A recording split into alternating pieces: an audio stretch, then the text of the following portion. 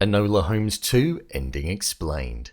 Well, the game was well and truly afoot, intertwined in fact, based around the real person called Sarah Chapman, who is widely considered to have been a pioneer in gender equality and fairness at work. This sequel focused on Enola proving herself and not living in her brother Sherlock's shadow, whilst battling with forming allies and the love that was blossoming between herself and Lord Tewksbury, and well, the hunt to find Bessie's sister Sarah.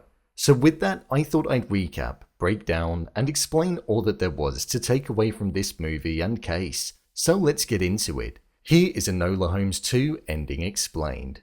Just to let you know, this video will contain spoilers. This movie was set in 1888 and was focused around a fictional match company called Lyons Matches. Typhus was claiming the lives of many of the girls who worked in the factory, or at least that's what we and the people of London around that time were led to believe, when it was in fact something far more dark and nasty. As the movie went on, we saw that the Lion Corporation had doubled their profits in the space of 2 years, which tied back to when they changed their matches from red to white. The company started using phosphorus, which was a cheaper alternative to what they used before in the formula, but it was far more dangerous and deadly to the people that were around it for elongated periods of time throughout the day. Henry Lyon and Lord McIntyre were the two people specifically who were profiting off of the misfortune and death of the girls, as the cheaper alternative put more money in their pockets. And the proof of this was exactly what Sarah had stolen, and was hoping to get exposed so that the people she cared about most would stop dying at the hands of the rich getting richer.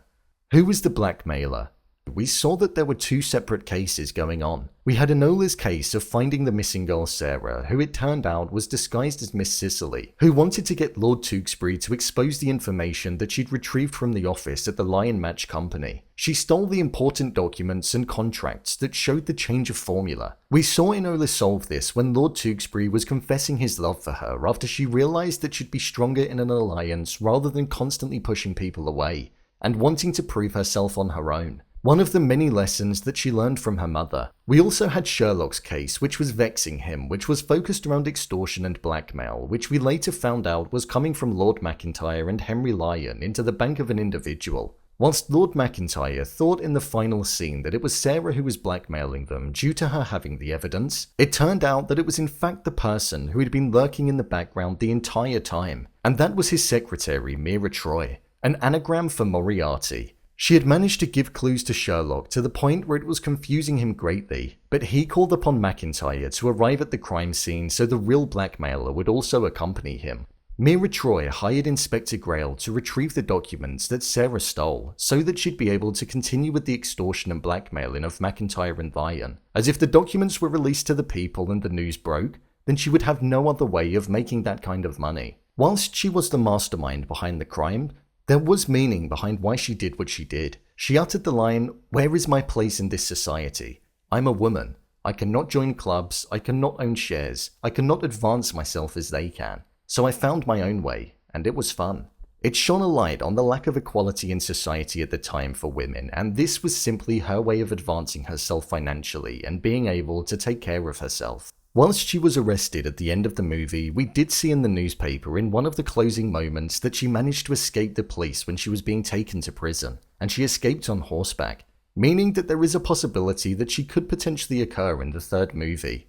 With the nature of the escape, it does make me wonder if Enola's mother and Meredith were behind it. Was Sarah Chapman real? The character in the movie, Sarah Chapman, was not a fictitious person. Sarah Chapman was a real individual who was born in 1862 and died in 1945. She worked for Byronton May Matches and was a leader in the Match Girl strike, which occurred in 1888. The strike that took place was due to the poor working conditions of the factory that they were working in, and also the mistreatment of the women that were working there. 1,400 people walked out of the factory on the day in question, and it was one of the first things that ultimately left a lasting legacy on the trade union movement, as they themselves formed a union of women matchmakers for the people that worked in the factory. This is what we saw mirrored in the closing moments of the movie, with Sarah and the rest of the workers storming out. How Enola changed throughout the movie. At the start of the movie, we saw that she was being undermined by all of her clients, as they would have rather had Sherlock investing their cases rather than her. This was because they viewed her as younger and also because she was a woman. People couldn't see her for the great detective that she was. This was something that was impacting other arms of her life as well. She was fiercely independent as she felt as though she had something to prove to others, but more importantly, herself.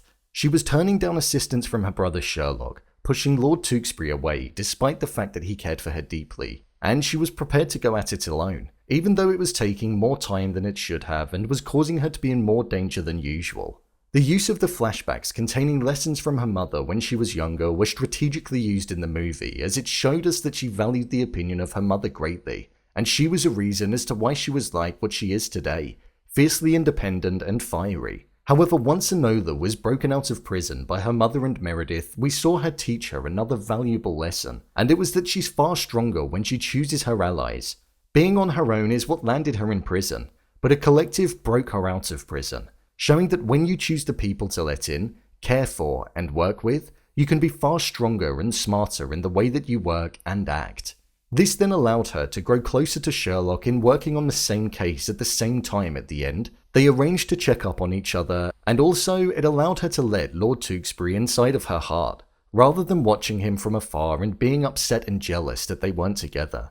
The post-credit scene. After the credits started rolling, we saw that the time that Sherlock was supposed to meet with Enola at his flat, a knock did occur at the door, but it wasn't Enola. It was in fact Dr. John Watson. This is the first introduction of a partnership that I imagine is going to run throughout the franchise of movies that continue to be made starring this cast.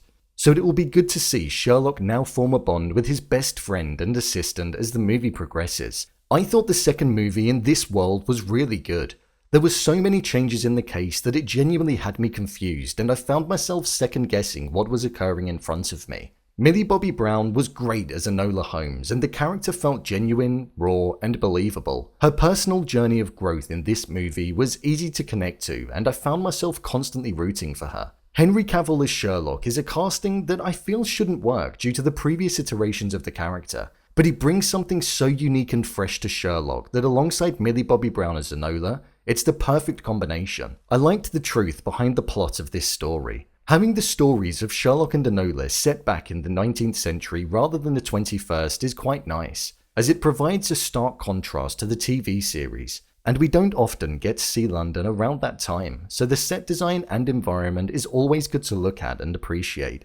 I'd recommend giving this a watch because it was exactly what you expected: enjoyable, fun, and thought-provoking. So, there you have it, Enola Holmes 2 Ending Explained. If you want to see more videos such as endings explained, theories and predictions, and character breakdowns, then click on the I button, or alternatively you can head over to my channel where you'll find them all.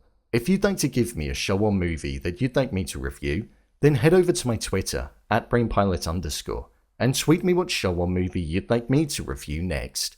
And finally, if you'd like to see what I rate the latest movies that don't quite make the cut to getting a dedicated video, then head over to my Letterboxd profile. It's where I rate the latest releases in real time. What did you think of this movie? Leave a comment down below, and don't forget to subscribe. I'll see you next time.